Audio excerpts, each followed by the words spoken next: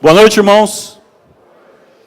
É um prazer estar aqui com vocês novamente, poder compartilhar a palavra de Deus. Mas antes da gente compartilhar a palavra de Deus, eu queria gastar alguns minutos como igreja, porque vocês sabem, nós não vivemos numa bolha, nós estamos inseridos em uma sociedade que tem enfrentado diversos problemas durante os últimos dias. Todos estão a par dos acontecimentos, todos nós, de uma forma ou de outra, estamos afetados por tudo que vem acontecendo, e tenho certeza que você tem orado pelas nossas autoridades, tem orado pelos líderes desse movimento, tem orado pela situação como um todo do país, mas eu gostaria que nós agora abaixássemos nossas cabeças. Infelizmente não foi, eu tive agora o retorno, que os políticos, enfim, as autoridades reunidas com o movimento não conseguiram chegar num acordo dessa noite. Isso significa que a tendência disso é a duração de mais alguns dias, e todos vocês sabem que à medida que o tempo passa, a situação ela vai se tornando cada vez mais crítica, e nós precisamos orar por todos aqueles que estão envolvidos nesse processo de decisão, para que o consenso, para que exista boa vontade, para que a gente atinja um bem comum para a nossa sociedade. Tem muita gente sofrendo, muita gente, e isso não é uma questão de São Paulo, gente. Né? No meu trabalho, a gente interage com o interior do Brasil, e a gente tem sofrido muito em situações, em pequenas cidades. Então, nós precisamos orar, porque o país está doente, e ele precisa que nós oremos, pedindo a Deus para curar a nossa nação. Então, abaixe sua cabeça, feche seus olhos, que esse momento ao Senhor, não pense mais em nada, por favor, mas pense nas autoridades envolvidas, pense nos líderes de movimento, pense nos próximos dias, naqueles que têm sofrido, nos mais pobres principalmente.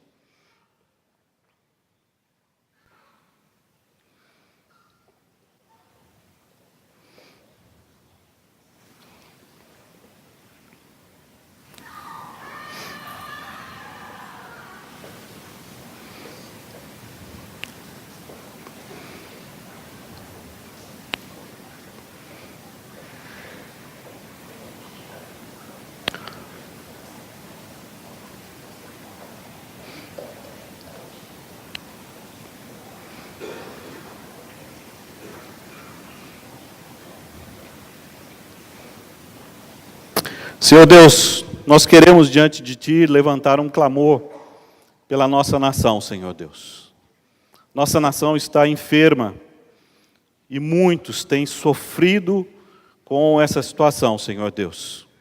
Existem reivindicações justas, existem situações que precisam ser resolvidas, Senhor Deus, mas nós queremos aqui, Senhor Deus, clamar por paz no meio do nosso povo, não uma paz a qualquer custo, pois temos visto muitos sofrerem, Senhor Deus. Ó Deus, essa nação tem sofrido com uma liderança que muitas vezes tem sido injusta, tem sido, Senhor Deus, agido de acordo com seus princípios, mas nós clamamos, ó Pai, por todos aqueles que têm um poder instituído pelo Senhor, o poder instituído de alguma forma também por nós, através dos nossos votos. Nós clamamos pela liderança do movimento, nós clamamos, Senhor Deus, por todos aqueles que estão à frente dessa negociação, para que possam chegar num bom senso, sabendo, Senhor Deus, da necessidade que todos temos de ceder, de abrir mão, mas também, ó Deus, de mantermos aquilo que é necessário para que todos possam viver uma vida digna, Senhor Deus. Nós pedimos, ó Pai, como igreja, nós pedimos para que essa situação possa ser resolvida, para que a gente possa voltar às nossas vidas, sabendo que o Senhor, ó Deus, nos conduz. O Senhor conduz esses líderes e nada acontece, Senhor Deus, sem a Tua permissão. Nesse sentido, nós clamamos, ó Pai, no nome santo de Teu Filho Jesus. Amém. Irmão, se tem uma coisa que eu aprendi durante esses últimos dias de greve, é que quando a sua esposa disser para você, meu bem, pare o carro que a gasolina está acabando, o que você deve fazer? Parar. Isso é para os homens, né? Nós devemos parar o carro, né? Porque normalmente o que a gente diz para a esposa? Ali na frente eu paro, né? Porque ela falou para você, ela pediu, então depois eu paro, né? E esse depois pode acontecer o que aconteceu durante essa semana. Ok, irmãos, nós estamos no mês da família e a gente vem durante esse mês falando sobre a bênção que Deus nos proporciona através da família. E tenho certeza que você foi abençoado aí pela palavra do Alexandre, do Girval, do Celso no último domingo. E em oposição a tudo aquilo que a gente tem ouvido nesse mundo, dos modelos que são cada vez mais combatidos, né? Quando a gente fala de modelo, nós estamos falando do modelo cristão, nós estamos falando do projeto de Deus para a família, um projeto que tem sido duramente criticado, duramente atacado por muita coisa que vocês têm visto, têm ouvido, e muito disso foi mencionado aqui durante a semana. Nada disso é novidade, porque a palavra deixa bem claro que nos últimos tempos os homens seriam amantes de si mesmos, seriam egoístas, os homens não teriam amor nem afeição pela família. E esse é o quadro que nós vivemos, muitas vezes estereotipado, vestido de uma outra forma, né? E essa semana, nesse domingo, eu queria aproveitar que minha esposa não está aqui, como vocês sabem, minha esposa está viajando, né? E fazer tudo aquilo que ela não gosta que eu faça, né? Pregar bastante e falar sobre algumas coisas que acontecem na nossa casa. Então, vocês não gravem, tá bom? Vocês não mostrem isso para ela, por favor, porque senão eu vou ter sérios problemas depois. E eu queria trazer um pouco, compartilhar um pouco com vocês da nossa experiência como família, não no sentido de trazer alguma para vocês algum orgulho, e me perdoem se em algum momento isso acontecer, mas no sentido de dividir com vocês aquilo que Deus tem, a forma como Deus tem agido no meio da nossa família, e como Deus tem usado a nossa família, em última instância, para me ensinar. A família tem sido um instrumento de Deus para o meu ensino, um instrumento onde Deus tem usado cada uma das pessoas da minha família para me ensinar a respeito de amor, de perdão, de graça. E dessa forma eu queria compartilhar com vocês algumas histórias pessoais, algumas histórias da palavra de Deus. Tentando pensar nos sentimentos, nas frustrações que envolvem a nossa vida enquanto família. Então, vamos lá, se for. Nosso tema aqui seria o que eu tenho aprendido, o que o Senhor tem me ensinado. Se a família é um projeto de Deus, e vocês têm ouvido durante esse mês que a família é um projeto de Deus, quando Deus, lá em Gênesis, Ele cria o homem, depois Ele olha para o homem e fala, olha, não é bom que esse sujeito esteja sozinho, mas Deus estava com ele, mas mesmo assim, Deus olha, não é bom, o sujeito, Adão estava lá com a zebra, com o elefante, com o hipopótamo, Deus falou, não tem nada a ver com ele, nós precisamos criar somente companheiro, alguém que possa acompanhar esse homem. E então o Senhor cria a Eva e traz com a Eva o desafio de crescer e se domínio da terra, não é? Bom, então, vamos lá, partindo dessa perspectiva, eu queria, deixa eu ver se está funcionando isso aqui, vamos lá. Lógico que meu PowerPoint não tem os efeitos do PowerPoint. Está aí, né? Como vai ser o meu futuro, né? Vamos imaginar, essa aqui é a Priscila, né? A Priscila, a foto é preto e branco, né, gente? Então, vocês fazem uma imagem aí, né? A Priscila está aqui, né, para lembrar que todos nós, crianças, a gente sonha em montar, em ter uma família. Né? A Priscila estava aí, nos seus alguns anos de idade, sonhando com seu príncipe encantado, sonhando como é que seria essa vida ao lado de alguém amado, que esse cara sensacional a levaria para viver uma vida, né, fantástica, levando ela para lugares que ela nunca haveria imaginado. Né? E aí surgiu esse cara, olha ele aí, esse cara fofinho, bacana, né? Depois o Gerson vai brincar comigo dessa foto. Mas, e eu não era corintiano nessa época, hein, Gerson? Mas, tá lá um sujeito completamente diferente da Priscila, lá nascido no interior, na cidade de Aparecida, com uma educação completamente diferente, caipira, lá do interior. E Deus colocou essas duas pessoas juntas um dia, não é? De uma diversidade tão grande, diferenças tão grandes, Deus as uniu. E agora? E começamos a nossa vida, né? A gente se casou, a gente se conheceu, nos conhecemos num acampamento de estudantes universitários, cristãos, e 2 anos e meio depois a gente estava casando. Mas veio lá a nossa primeira filha, a Rebeca. Vocês podem ver minha cara de desesperado ali, né? 1 mês e meio sem cortar cabelo, porque a Rebeca não nascia, então, e ela nasceu. E tudo mudou, não é? De repente, ou seja, a bagunça se instalou nas nossas vidas, e todos aqueles sonhos, tudo aquilo que a gente havia planejado, de repente, puf, vira do lado avesso às nossas vidas. Um pastor nos disse: Paulo, sua vida de namorado para casado é uma coisa, agora de casado para casado com filho é completamente diferente. Não é? E no meio disso tudo, qual foi o sentimento que veio? Pelo menos para mim.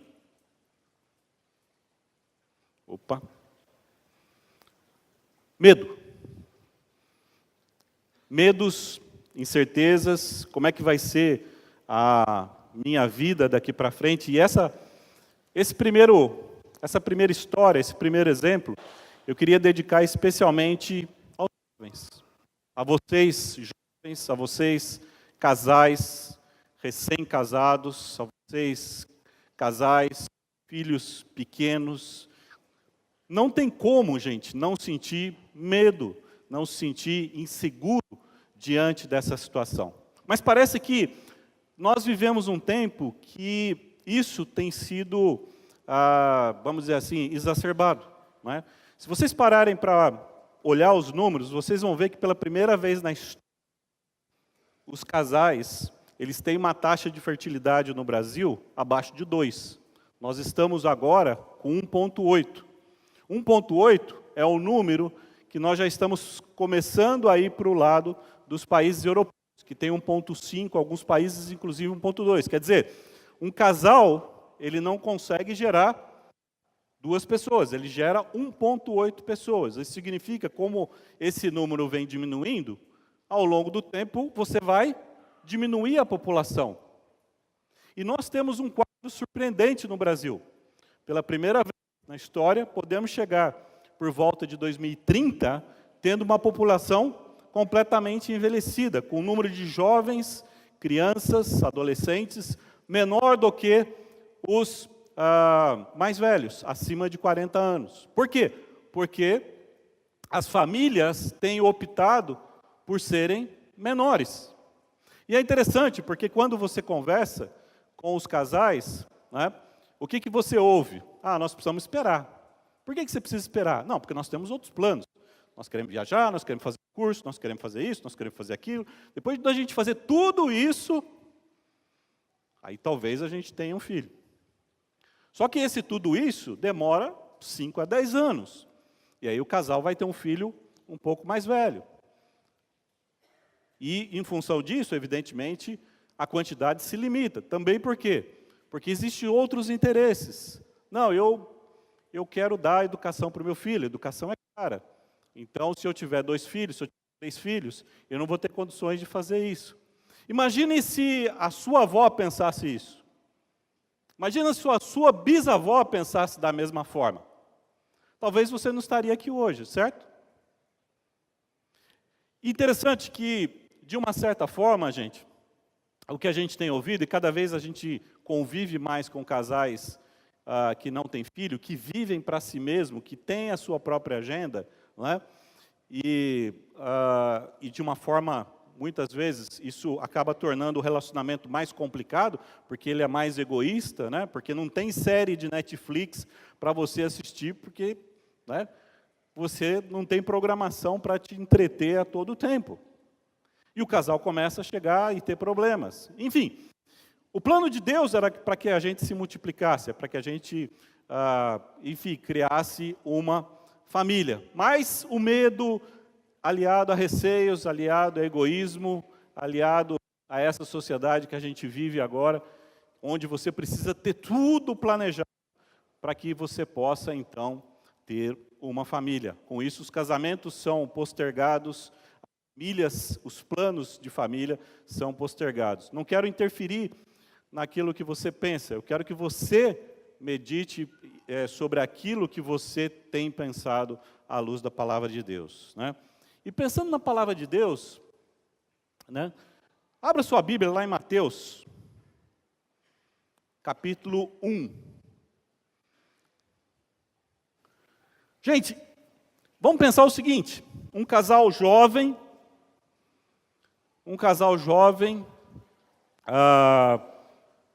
cuja, dentro dos costumes da sociedade da época, a mulher já está comprometida com o noivo, e os dois estão planejando, os dois estão ali, né? Qual vai ser o nosso buffet, aonde nós vamos fazer o casamento, quem que nós vamos convidar, onde é que convites nós vamos, para quem, qual o tipo de convite que nós vamos enviar, aquela parafernália toda que vocês casaram recentemente, vocês sabem do que eu estou falando. Mas, vejam vocês, né? O que acontece? Lá no versículo 18, acompanhem comigo. Foi assim o nascimento de Jesus Cristo. Maria, sua mãe, estava prometida em casamento a José, mas antes que se unissem, achou-se grávida pelo Espírito Santo. Por José ser seu marido, um homem justo, não querendo expô-lo à desonra pública, pretendia anular o casamento secretamente. Mas depois de ter pensado nisso, apareceu-lhe um anjo do Senhor em sonho e disse: José, filho de Davi, não tema receber Maria como sua esposa, pois o que nela foi gerado procede do Espírito Santo. Repetindo, o versículo 20 aí, essa segunda metade. José, filho de Davi, não tema receber Maria como sua esposa, porque o que nela foi gerado procede do Espírito Santo. Ela dará um filho e você deverá dar-lhe o nome de Jesus. Gente, vamos lá. Imagina a situação de José, não é? Um belo dia ele recebe a notícia de que sua prometida, sua noiva, está grávida. Obviamente, é uma situação que perturba todo o seu planejamento, que destrói completamente aquilo que, os seus sonhos, as suas intenções. E isso gera uma atitude por parte dele de medo, de receio. Né? Se você olhar lá em Lucas, vamos olhar um pouquinho para frente? Vá lá para Lucas.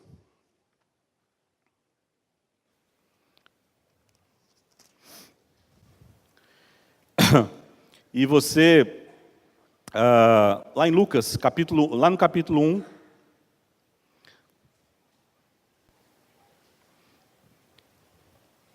de Lucas, no versículo 29.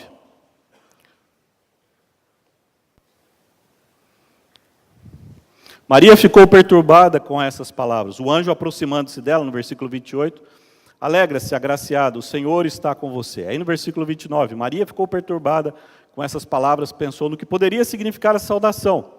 Mas o anjo lhe disse: não tenha medo, Maria. foi agraciado. Você ficará grávida e dará à luz a um filho e lhe porá o nome de Jesus. Ele será grande e será chamado Filho do Altíssimo. O Senhor Deus lhe dará o trono do seu pai Davi, e ele reinará para sempre sobre o povo de Jacó. Seu reino jamais terá fim.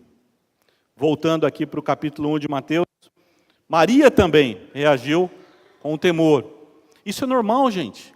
Isso é normal. Se você se sente inseguro, se você tem medo, olha, todos nós já sentimos isso. Não tem um pai, não tem um marido que, pensando na possibilidade de ter um filho, não se sinta inseguro, não sinta medo com todas as mudanças que podem advir disso, né?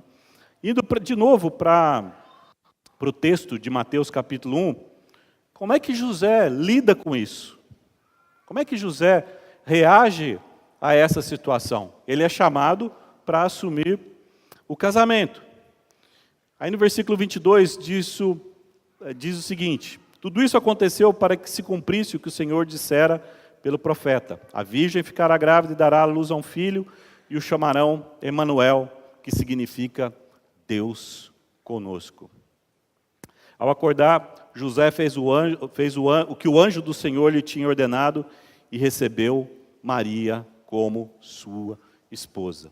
Irmãos, o que fez José? Ele agiu. Ele fez conforme o Senhor lhe havia ordenado e recebeu Maria como esposa. Como fruto disso, né, nós temos o nascimento do nosso Senhor Jesus, o Emanuel, o Deus conosco, Deus feito carne. Será que Deus precisava de uma família para que Jesus nascesse? Com certeza Deus tem poder e isso tudo poderia ter acontecido de uma outra maneira completamente. Será que ele precisava de dois jovens indecisos, de dois jovens com medo para que isso acontecesse? Não. Mas ele fez essa opção, porque o Senhor faz a opção pela família.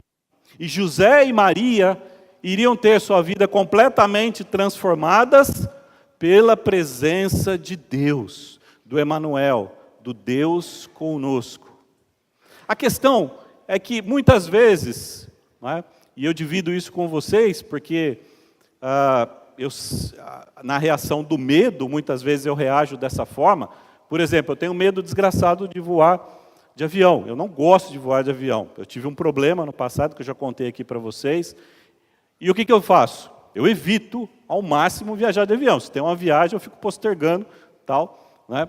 Também detesto aquelas pessoas que têm as soluções prontas para o problema de avião, né? Então, quando eu comento isso, sempre alguém que fala: não, Paulo, eu faço o seguinte, eu ponho 2 negócios no ouvido, tal, então eu faço aí, é tranquilo, não tem problema. Mas eu falo: escuta, você estava comigo em 1998, quando uma turbina do avião que eu estava explodiu e o nosso avião quase caiu? Essa foi a experiência. Então fica difícil, né? Mas o que o Senhor está nos ensinando aqui, gente, é que nosso Senhor Jesus, Ele passou pela experiência de família. E Ele tem condições de chegar para mim e para você e dizer: olha, eu sei o que é uma experiência em família. Porque essa foi a nossa opção, essa foi a opção do Pai, a opção de utilizar 2 jovens para que Jesus pudesse vir ao mundo. Para que esses 2 jovens pudessem enfrentar seus medos, seus temores, suas inseguranças e, dessa forma, pudessem ter esse privilégio de participar da missão do reino de Deus, trazendo o nosso Salvador ao mundo. Que privilégio você tem ao formar uma família? Que privilégio você tem ao trazer alguém a esse mundo? Deus proporciona isso para você, para te abençoar. Deus proporciona isso para você, para tirar você do seu egoísmo. É para tirar você da poltrona. É para tirar você desse pensamento onde só os seus interesses, só as suas dificuldades, só os seus planos é que fazem diferença e que definem o seu futuro. Não, Deus quer bagunçar a sua vida de uma forma a te abençoar poderosamente. E para isso Ele utiliza a família. Amém? Então o Senhor quer trabalhar na sua vida, o Senhor quer utilizar essa bênção. Lute contra esse padrão que a gente vê hoje em dia, não é? Onde tudo é complicado, tudo é difícil, você coloca a carreira em primeiro lugar, seus planos em primeiro lugar, enfim. Se seus avós pensassem dessa forma, meu irmão, você talvez não estivesse aqui. E graças a Deus por isso. Graças a Deus porque Deus utilizou os seus avós, seus pais, para que hoje você estivesse aqui e pudesse experimentar essa maravilha, que é poder viver e conhecer ao Senhor Jesus como seu Salvador e Senhor pela eternidade. Amém? Agora, nem tudo, as coisas não param por aí, né? E agora? Bom, agora a vida continua, a vida de casado continua. Nós casamos, veio a Rebeca, veio a Thaís, e a gente foi se planejando, a gente foi fazendo um monte de coisa, né? E eu, como pai, obviamente, planejei um monte de coisa, fui para a palavra, tentei aprender o máximo, li um monte, fui num monte de curso, assisti um monte de palestra, e a gente pensa o que é melhor para os nossos filhos, como é que a gente faz, enfim, a melhor forma de ser pai. Mas eu confesso para vocês que eu falhei. Eu falhei. E mais falhei do que acertei. Confesso para vocês. Embora tivesse conhecimento, embora tivesse experimentado muita coisa, embora tivesse ouvido grandes pais, grandes mestres com relação a isso, eu digo para você, sem temor, eu falhei na maioria das vezes. Mais falhei do que acertei. Então, como é que a gente lida com os nossos fracassos? Pense um pouco. Pense em muita coisa que você planejou, muita coisa que você pensou que seria daquela forma, mas de repente esse seu planejamento para os seus filhos, esse seu planejamento para a sua esposa, para o seu marido, não aconteceu do jeito que você gostaria e as coisas foram tomar uma outra direção. Como é que você lida com isso? Por exemplo, eu sempre fui uma pessoa muito apegada ao meu trabalho. Meu pai era um sujeito extremamente trabalhador e ele colocou isso na nossa cabeça. Vocês trabalham, vocês têm que sustentar seus lares. E evidentemente eu sempre tive essa coisa que era mais forte até do que algumas coisas que eu aprendi. Eu tinha isso na cabeça de uma maneira muito forte.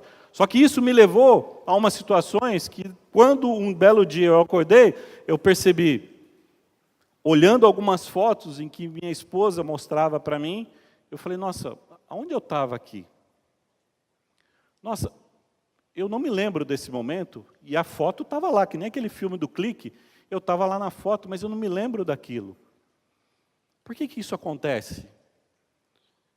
E eu comecei a perceber, quando já minhas filhas estavam moças, uma já estava para casar, que eu havia errado. E que eu havia fracassado, talvez pensando que o melhor era dar condições, quando minha presença também era muito importante. Né? E esse fracasso me levou a lidar com meses onde eu me senti muito mal. Pensando naquilo, me sentindo culpado por aquilo. E eu queria dizer para vocês, hoje, pais, mães, filhos, que a gente fracassa, que a gente erra. Como é que a gente lida com isso? Queria que você fosse lá para o livro de João, para a gente ver uma outra história, para a gente aprender com Jesus, como é que Jesus lida com os nossos fracassos.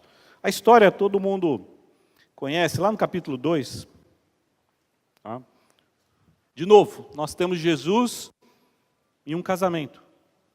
Ou seja, Jesus tinha vida social e ele privilegiava isso, né? Ou seja, Jesus estava ali num casamento, e vocês sabem da história. De repente, aquele casamento, os casamentos naquela região eram tocados, a festa de casamento, né, era tocada durante dias. E o que acontece?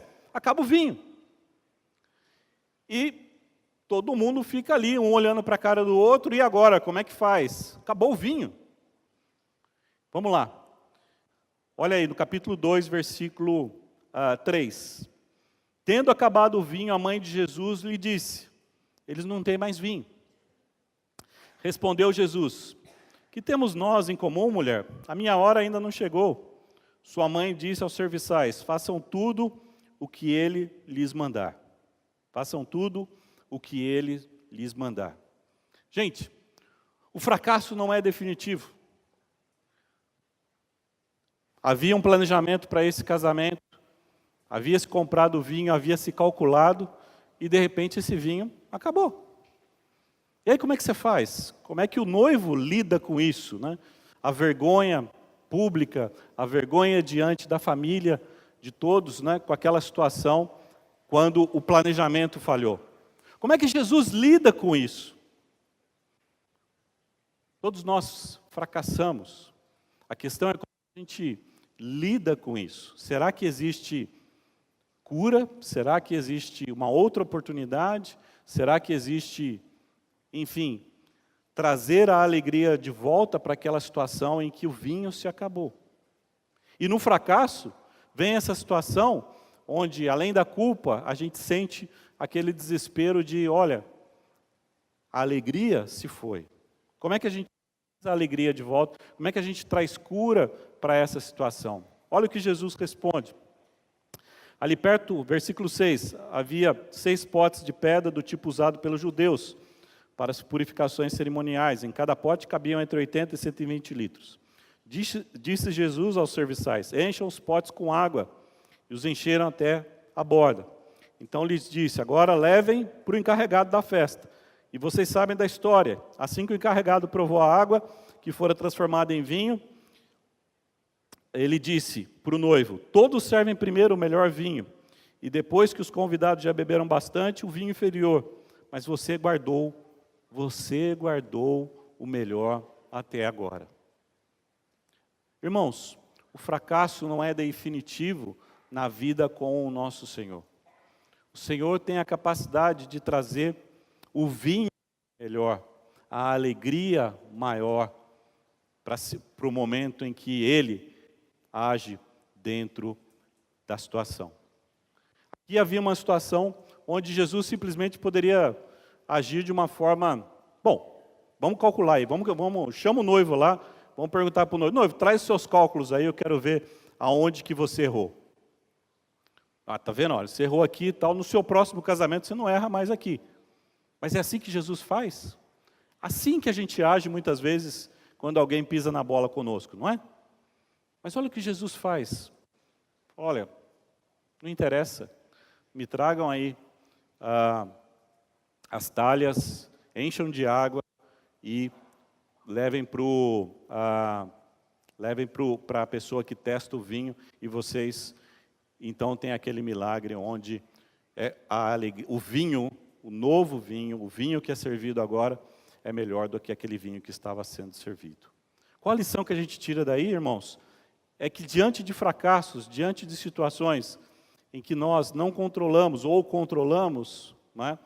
Irmão, não adianta você chorar para os cantos. Faça o que o Senhor lhe ordenar. Se você precisa pedir perdão, e a palavra fala para a gente pedir perdão, assuma que o Senhor está mandando você pedir perdão. Se você precisa colocar água na talha para que a água seja transformada, essa é sua responsabilidade. O Senhor está dizendo para você, acerte a sua situação com a sua esposa, acerte a sua situação com o seu marido, acerte a situação com os seus filhos. E você vai perceber que a libertação não vem só para você, a libertação vem para todos que fazem parte dessa família. Irmãos, o fracasso não é definitivo. Assim como no temor, no primeiro que nós vimos, a gente sente o temor, mas A gente segue agindo com a certeza de que Deus está presente. Nos fracassos, eu obedeço ao Senhor. Eu não vou ouvir as minhas lamúrias, eu não vou cuidar das minhas próprias feridas, mas o que o Senhor está dizendo nessa situação? Eu contei para vocês um caso de um erro, de um fracasso da minha parte. O que o Senhor disse naquela situação para mim? Peça perdão. Peça perdão. E foi o que eu fiz. Uma semana antes do casamento da minha filha, eu fui pedir perdão para ela. E a gente chorou juntos. E a alegria foi restaurada no meu coração. O Senhor, vejam, o Senhor quer restaurar os seus relacionamentos, quer trazer alegria para a sua vida, alegria para o seu lar. E saiba, a alegria, a partir do momento que o Senhor entra na situação, é a alegria do vinho transformado, melhor do que o vinho que estava sendo servido, que eram os seus planos, que eram os seus planejamentos inúteis, que diante de Deus podem ser transformados e podem levar você, irmão, a gozar da alegria na sua vida. Vida em família é vida em alegria, é vida para a gente desfrutar, mas a gente precisa também seguir as orientações do nosso Senhor. Amém? Para encerrar, gente, aqui estávamos nós, contentes, quando recebemos a notícia de que a Rebeca estava grávida. Ou seja, vinha um netinho por aí para nós. Era um momento de muita alegria para todos nós, foi um momento, não é, muito gostoso. Não é? E tudo aquilo aconteceu, o planejamento, né? Hoje em dia os jovens curtem pra caramba essa coisa, vídeo do YouTube para cá, vídeo do YouTube para lá, o especialista em nascimento, como é que você cuida do bebê, livros e livros, certo, Rafinha? Livros e livros, tal, a gente se instrui pra caramba, a gente vira PhD, como que vai nascer a criança, etc, tal. E assim foram, né? Aqueles 9 meses de alegria, curtindo pra caramba, barriga crescendo e todo mundo tal. E chegou o dia, nós fomos para... Ela nasceu em Londres, e aí nós fomos para lá, e viajamos contentes ali durante o dia. Quando chegou no hospital, veio a notícia, né? Rebeca estava com uma infecção, e a neném também estava com uma infecção. E, de repente, o chão embaixo de mim, abriu. Porque, infelizmente, gente, quando você também, né, é pai, você começa a ouvir aquelas histórias dos cavaleiros do Apocalipse, né? Sempre, né? Antes de olha, pode dar errado isso, olha, pode dar errado aquilo. E um tempo antes, né? A gente que fica escutando essas histórias, alguém tinha dito para mim a respeito de um caso de infecção em que a bebê veio a falecer, né? E aquilo, veio na minha cabeça, chão. E aí vieram as notícias, olha, o coração está acelerado, o coração do bebê está acelerado, o coração da mãe está acelerado, as duas estão com febre, a gente tal, e aí você está num outro país, uma outra língua, você não entende direito como é que funcionam as coisas, vem o desespero. Alguns amigos que estavam acompanhando a situação por WhatsApp, né, sabem que eu ficava lá, ora aí, gente, ora aí. Então, porque, gente, eu me sentia assim, desesperado. E é interessante, porque, em função do meu trabalho, eu sou uma pessoa extremamente treinada para situações de crise. Toda a minha vida é treino para se enfrentar crises. Mas eu me vi numa situação em que você pega todos os manuais, joga para fora, e de repente, emocionalmente, eu falei, nada, não consigo lidar com isso. E eu pedi ajuda, né, e eu fico pensando, né, a Thaís fala para mim, pai, eu não sei o que deu na sua cabeça, você ajoelhou no meio do corredor e começou a orar. Desespero. Ok, como é que o Senhor lida com a falta de esperança, com o desespero? E aí eu queria que você fosse um pouquinho mais para frente, lá em João, capítulo 11, também um texto que você já conhece, um texto que você já sabe. Está me acompanhando aqui, gente? Quem está me acompanhando, levanta a mão esquerda aí. Milton, levanta a mão esquerda aí, você não levantou. Então tá bom, vamos lá, morte. O texto fala sobre a morte de Lázaro. Desespero, como é que a gente... O que a gente pode aprender com a palavra de Deus, com uma experiência real, sobre quando o chão se abre sob os nossos pés? Vocês também já conhecem a história. Lázaro, Marta e Maria, eles eram uma família que morava em Betânia, de novo, família. E eram muito próximos de Jesus, né?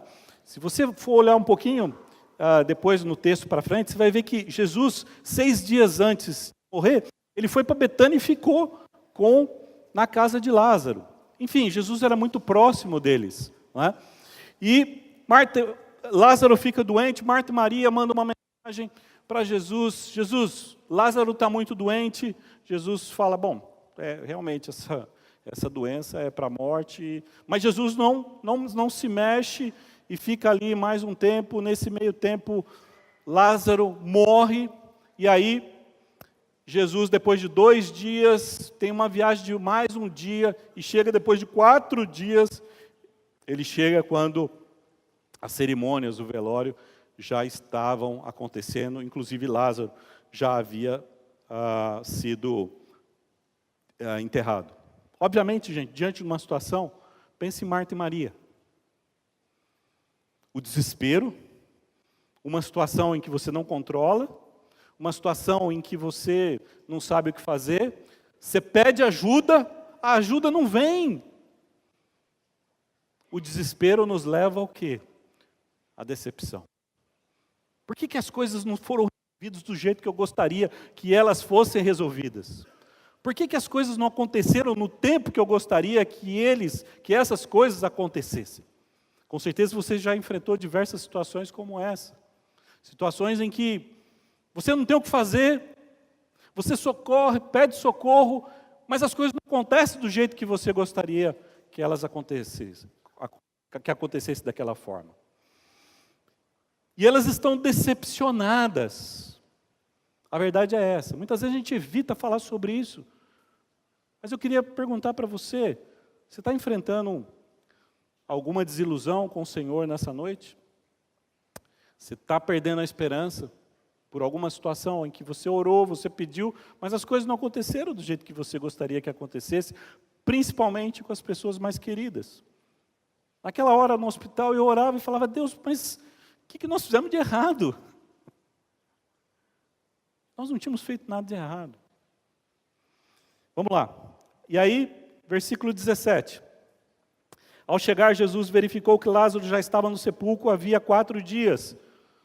Betânia dista 3 quilômetros de Jerusalém. Muitos judeus tinham ido visitar Marta e Maria. Vai lá para o versículo 21. E aí vem Marta e diz Marta a Jesus, Senhor, se o Senhor estivesse aqui, meu irmão não teria morrido.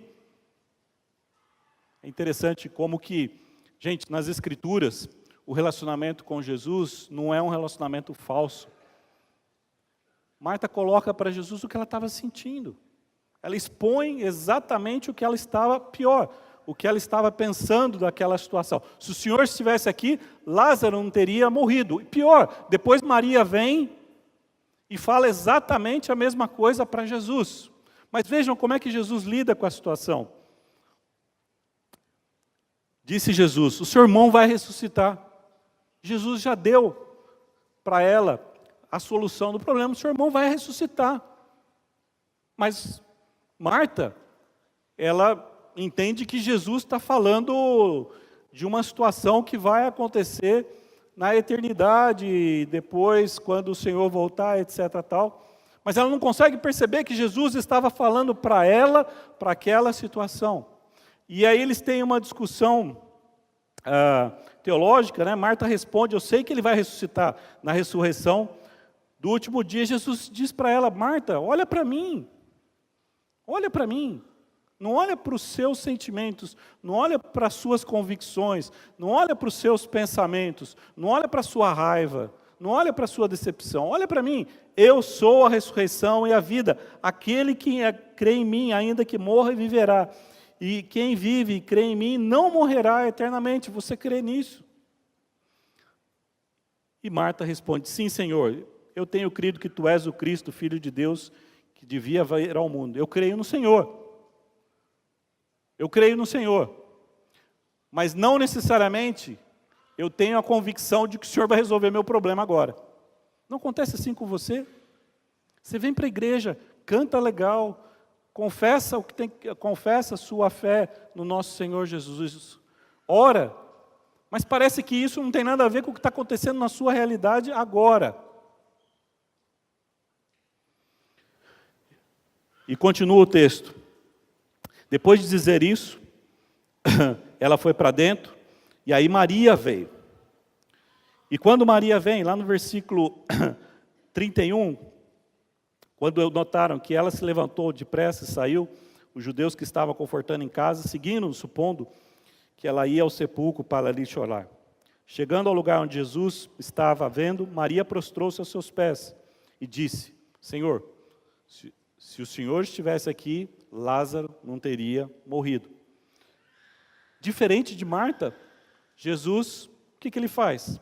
Ao ver chorando Maria e os judeus que acompanhavam, Jesus agitou-se no espírito, perturbou-se. Onde o colocaram? Perguntou. Vem e vê. Responderam eles. Jesus chorou. Então os judeus disseram: vejam como ele o amava. Esse mesmo Senhor que tem o poder, ele é capaz de se compadecer do seu desespero, da sua falta de esperança. Olha que maravilhoso que é isso, irmãos. Nós temos um Deus. Nós não adoramos um livro. Nós não adoramos uma experiência. Nós adoramos a um Deus que veio aqui, enfrentou o sofrimento e se colocou no nosso lugar para que hoje Ele possa, através da experiência que Ele teve, vivendo aqui, passando por tudo isso, Ele possa olhar para a sua dor e saber exatamente o que você está passando, seja qual for a sua situação. Ele trata as pessoas de forma individual. Tratou Marta de um jeito, Maria de outro jeito, e vai tratar você da maneira específica, de acordo com as suas crenças, com os seus valores, de acordo com aquilo que Ele quer trabalhar na sua vida.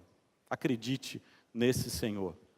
Aí no versículo 38, Jesus, outra vez profundamente comovido, foi até o sepulcro, uma gruta com uma pedra colocada, e ele mandou tirar a pedra, e aí Marta voltou, e disse: Senhor, ele já cheira mal. Marta não havia entendido nada ainda, né?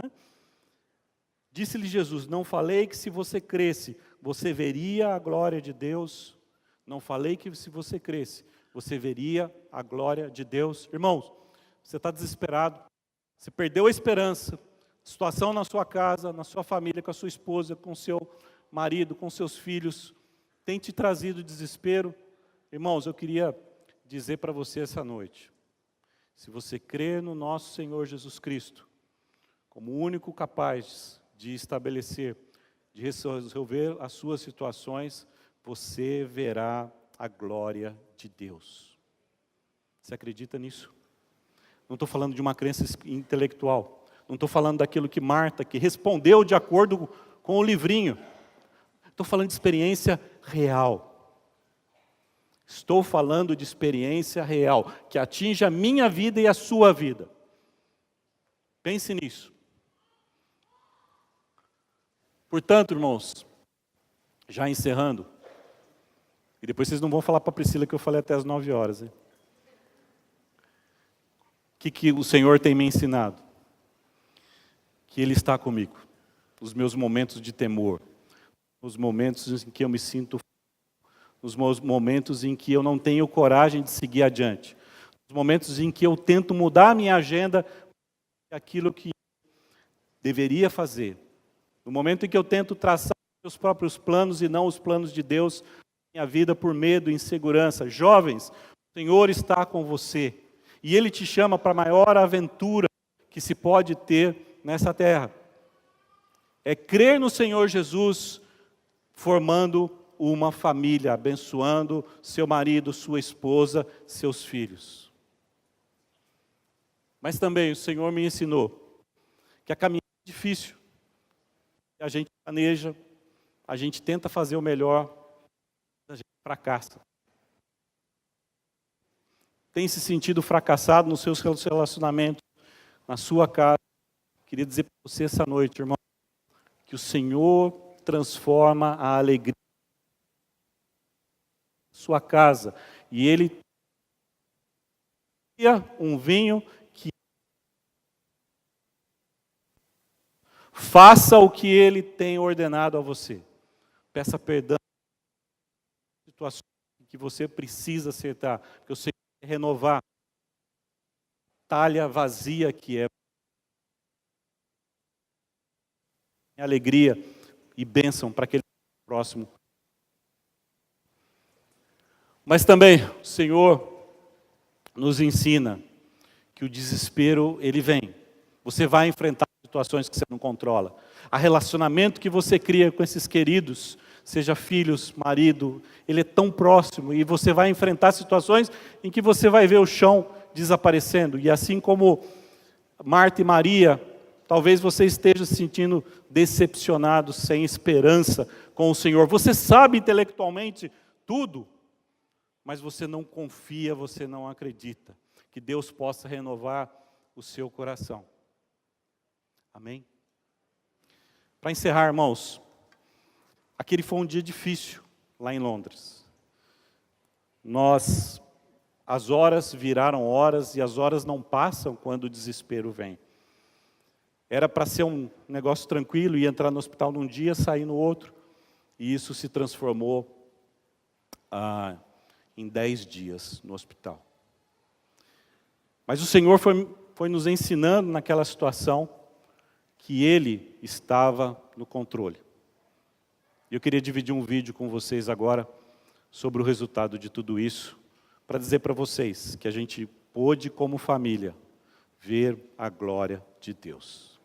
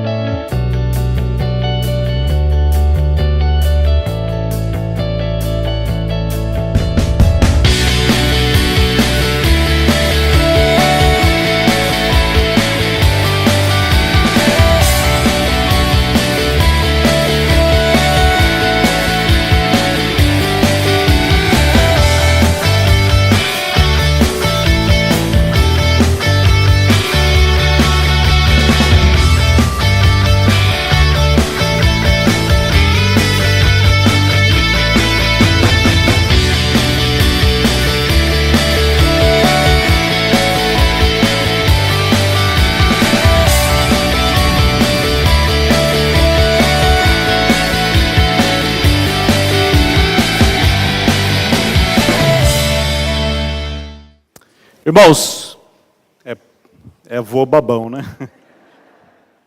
Que você possa ver a glória de Deus na sua família.